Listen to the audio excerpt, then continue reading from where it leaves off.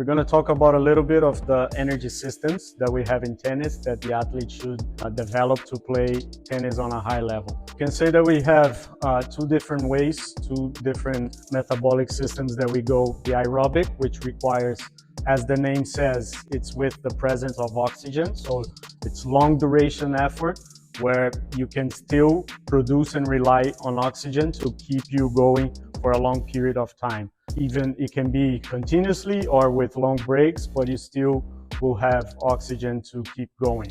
And then we're gonna have the anaerobic system, which you're not using the oxygen anymore to continue, which means it's a high intensity effort or it lasts for too long, that you simply have to start using other ways to keep going. That can be like glycogen, or that can be ATP-CP on the alactic effort, or that can be a lactate on the lactic effort. So tennis, you're gonna have to, I'm not gonna say master the three of them, but you gotta be at least have a good conditioning, a good level of those energy systems.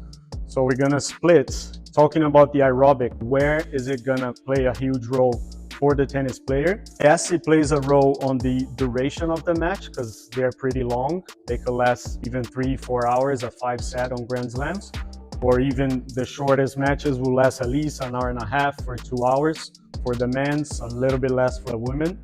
But still, they're long matches. You need a lot of recovery. It's high intensity efforts, periods of rest, short periods of rest, high intensity efforts, periods of rest. So you're gonna need the aerobic system to help you recover from those efforts. And majority of the tournaments, if not all of them, you play matches every single day. So one match a day. Probably only on Grand Slams you have some periods that you have a day off in between. But that's the other part where the aerobic system will play a big role, helping you recover from one day to the next day to perform as good as you wish or as good as you were on the day before.